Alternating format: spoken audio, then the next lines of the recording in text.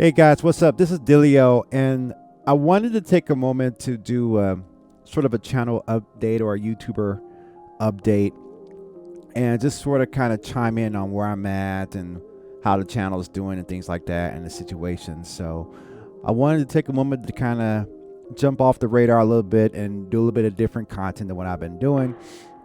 By just talking to those who are genuinely interested in me, the person as the YouTuber, and just sort of just speak what's on my mind, what I've been dealing with, what I've been going through. So the first thing I gotta let you know is that I'm beat. What's been happening over the last few weeks is that I've been gigging. I've been caught in on musical gigs, and I've been playing live, and that's good work. And normally times where I would do content, I'm actually going out gigging. The only time I didn't really give up to the gigs, which I could have did, was from a live stream. I was like, hey, Wednesday nights is my live stream. I'm going to do that. I'm going to keep doing that. So we can do other days, but I'm not going to do that. And the interesting thing is that when you're gigging at nightclubs and restaurants and things like that, these things tend to go late, and they're hustles. So they're not like life-changing collection of things, but they're hustles. And, you know, sometimes you have to hustle and really go after that, and it leaves you beat. And then on top of that, working a full-time day job and then doing a night job, which goes pretty late, it takes a toll. You know, I wish I could sleep in the morning after I do a gig of music, but that's not necessarily the case. As a matter of fact, just 2 nights before, or actually the night before, I don't know, the time has got crazy, but I actually shot a music video for a client. It actually was a person I did music with when I first started going, or when I first started doing production music. It was the first time I've done a music video shoot in a while, since the Christmas video, which you might have saw that on the live stream, infamous Christmas video. And you know, it's late. We're at a nightclub. It's late. We started shooting around 11:30, and I think I didn't get home till almost 3 o'clock. And oh yeah, I had to be at work in the morning, and it took a hit. I even took a break from my running and my exercises just to take some time out to myself to recover. And you know, I get texts and people are saying, oh, well, if you're not interested, you know, just let me know if you're doing this. And I'm like, what a lot of people don't know is that I work full time, and I'm a music producer, and I do this, you know. So you know, I think people who are eager for me to do work for them sometimes may get a little impatient, which I understand if they feel like, oh yeah, I can get a quality thing. So I try to be patient with that. But one thing I wanted to say first is thank you.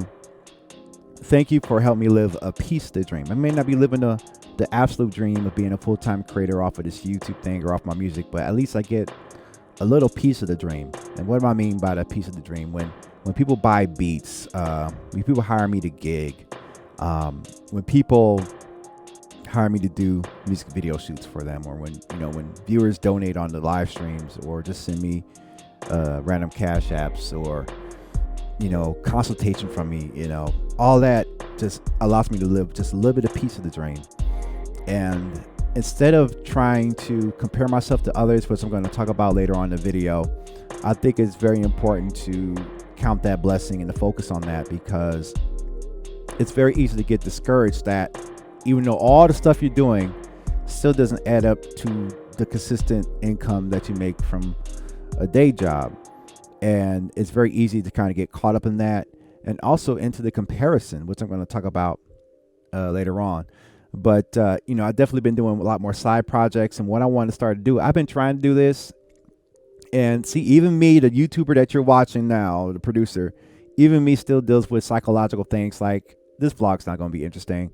Oh, this vlog isn't going to get as many views as a Michael Jackson remake. Or, as a creator, the human being side of me still wonders about these things. It still wonders about, well, what am I doing? Will it even cross over? But it'd be fun. And when you see such great content being produced on a regular basis on Facebook, on Instagram, and on YouTube, and then you also think about the numbers that show up on the screen and how many people view it and how many little people view it, and then you think about how long people have been on this platform and how fast they've grown, and then not being as long and they've grown slower and faster. You think about all those things as a human being, and and I can't even explain. A lot of people come to my live streams like, wow, how come more people aren't here? And, I really can't explain how this platform worked. I've done streaks of consistent content, and I had to take care of life and other things and then come back to it. And, can I pinpoint it to one thing as to why I'm not at 100,000 subscribers, or why more people aren't looking at the content, or why more people kind of ignore content like this and look at that? I had to learn not to really focus so much on that and focus on those who actually care about the content I make and care about me as a YouTuber and care about this brand of me. And sometimes I guess what kind of works against me is that I'm just so into so many different things, from creating to writing and top boxing, and which is interesting because that makes me bring up another point. The other point is that one of the videos that I did that got the most viral was a top box cover, and now it's the Soulja Boy top box cover, but that was done back in 2006, 2007, so that was a long time ago. And I've kind of departed from the top boxing cover thing, but I think I'm ready to start doing that type of content. And I actually posted a post on the community part of the channel to see what kind of songs people were interested. So I'm definitely going to be experimenting with top boxing again and doing top box covers as well as tutorials. I do get a random tutorial here and there, but I don't really get too many requests for tutorials, even though they do pretty good and perform decent for me on this channel. And I definitely like doing product reviews. See, I like doing so many different things, and which goes against all the information that all the experts teaches you. Is like you have to niche down. You have to be doing just one thing and niche it down to maybe 2 or 3 things, and then you will grow fast. That's the thing. Experts on the internet like to just say, hey, if you follow these proven techniques, you're going to grow fast, and all this other stuff. And then you also got to think about the culture of people selling you techniques on how to do things they don't do themselves. For instance, there's a lot of people that are telling you how to sell music, but they don't sell music themselves. If I'm going to come out with a course of something, I want to make sure that it's something I actually do or have proven that I've done.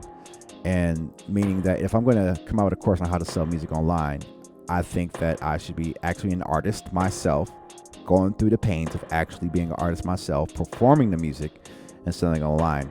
I don't like the expert culture, and even sometimes I even fit into that, and I don't like fitting into that because I know how off-putting it is when people are just trying to find solutions on this vast array of information and video that is YouTube and that is the internet.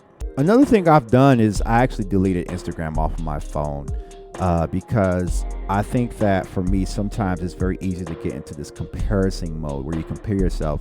And oftentimes what you get is a hyper supernatural experience. Let me break that down. So oftentimes people post their highlights. They post that they travel. They post that they have families. They post their children. They post their kids. They post their car. They post their success. They post all these type of things. And where you're constantly seeing everyone else have a good time and you're not having a good time yourself, even though it's not wrong to compare yourself. And if you watch a ton of videos of why you shouldn't compare yourself, and you watch a ton of pastors on Sunday morning talking about don't compare yourself, your mind still does it. And it may do it subconsciously. It may do it subconsciously without you even noticing it. And it can weigh heavy on your mind, and it can affect your creativity because now you're in a situation where, okay, it was fun for me to create, but now in the back of my mind, I'm thinking that this creating that I'm doing may not cross over and may not perform well on social media platforms. And so it inhibits your creativity, creates a series of writer's block, or it creates a situation where you feel like what you're doing is not good enough because of how perfectly polished everything is now. There's so much processing, there's so much filter. Even me now, I'm guilty of the same thing. I'm using a freaking slider while talking to a camera to make this look more interesting. But you can go back and see that I didn't do that. But see, it's just always this constant chasing of the next thing. And sometimes for me, it gets in the way of having the motivation to create music and create the songs and get the projects done that I get done. So I deleted the app for a while. And, I've always wanted to entertain the idea of deleting Facebook and being off of Facebook altogether, and even being off of Instagram altogether. I could tell you right now that I've only remember making one beat sale off of Instagram all this time. And then the thing is that the culture responds back to you, well, I'm the expert, and the reason this technique that I'm teaching you isn't working because you didn't do it right. It always brings the blame back to the end user as to why things aren't going well. And if I could talk about what I learned from all this, I think that the most interesting thing is that you really have to kind of go through the fire and learn it for yourself. Once you're done trying every tutorial on YouTube and every forum post and every special nugget post that you see on Instagram, you ultimately have to go develop your own technique. You have to develop your own rates, and you have to develop what works for you as an individual. And nobody teaches this because everybody, most of the time, typically postures themselves as an expert, saying if you do A, B, C, D, E, F, G, you will get this result. And it makes you feel good, and you get this dopamine spike. But then reality hits, and see, I look at a lot of content creators on this platform, and they don't look like me. And because we are in a visual world, just because you follow everything another person says you should do doesn't necessarily mean you're going to get the same response. A thing a woman can do on the internet will get a different response, and if a guy does the same thing a woman does, it's not going to get the same result. Same thing on the other side. Say if a woman tries to do what a guy does, because those differences, or race or culture or anything like that. So you really have to take time to figure out what your own voice is and your own techniques that works for you. And that's the dirt part. That's the dirty part nobody talks about, because everybody postures themselves as experts. And I try my best not to posture myself as that. Maybe that's why I'm still in a position where I still have to go to work, because I'm not doing things that are sensationalized to tap into the insecurities of people who watch me to sell them on a product. I don't like that. You're making these 5 mistakes. This is what's wrong with you. Watch this. You may even see me experiment with that. I'm not even going to front. You may even see me experiment with content like that, but I don't like doing that because it's not the way I want to be treated. So, definitely a long way to go. I just wanted to do a video just talking about where I'm at, where things are going right now. Things are not bad, and things are actually pretty okay. And as I take time to really stop filling my brain with all these images of how perfect everybody's life is, it's enabled me to really accept myself and to appreciate what I have going on, and to be more creative and less judgmental of myself before the whole world sees what I does. Because at the end of the day, you may see me online, and you may only have known me as an image on the screen, but I'm actually an actual human being that deals with things. And but I'm a bad boy too.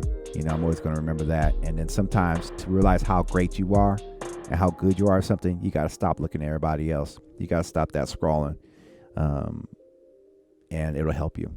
So that's my update for this channel. I'm appreciating you watching. Thank you for rolling with me. Thank you for hanging out on the live stream. Definitely got more content going on. Just a little beat, a little tired, but it's for a good reason. Hustling, and all of that good stuff, and keeping things going. So I want to thank everybody for watching this video. I'll see you on the next one. Peace out.